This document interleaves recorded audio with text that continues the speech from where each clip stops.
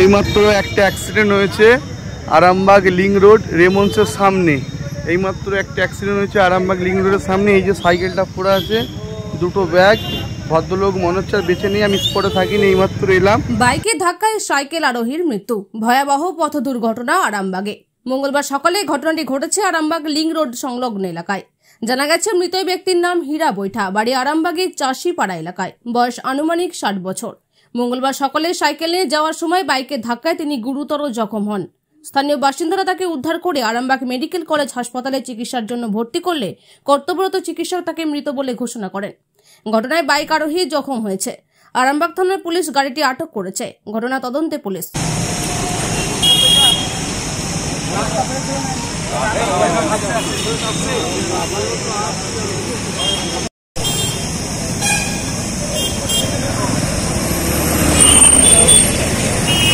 এখানেতে ঘটেছিল বলতে রাস্তাতে এই পশ্চিম দিকে দুটো পর টোটো যাচ্ছিল, আর এই ফুটেরই ওই সাইডটা দিয়ে একটা সাইকেলওয়ালা যাচ্ছিল, আর ওই দিক থেকে একটা বাইক এসে সজোরে মানে সে কন্ট্রোল না করতে পেরে সে সাইকেলওয়ালাকে মেরেছে। সাইকেলওয়ালা পড়ে যে ওই এর যে রকটা আছে, রকটা মাথাতে লেগেছে। মাথায় লাগার সঙ্গে সঙ্গে আমরা তুলে জল দিলাম। রক্ত তো প্রচুর, কান দিয়ে রক্ত গদগদ করে বেরোচ্ছিল। তারপরে আস্তে আস্তে মনে হয়নি যে উনি আর আছেন, হয়তো।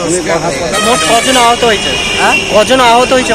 আহত হয়েছেন দুজনই আহত হয়েছেন। বাইকওয়ালাটার একটু ছিঁড়ে গেছে, কিন্তু ওই সাইকেলওয়ালা যে ভদ্রলোক ছিল উনি একদম। এটা কোন জায়গা? এটা হচ্ছে আরামবাগ লিংক রোড। হসপিটালে নিয়ে যাওয়া হয়েছে?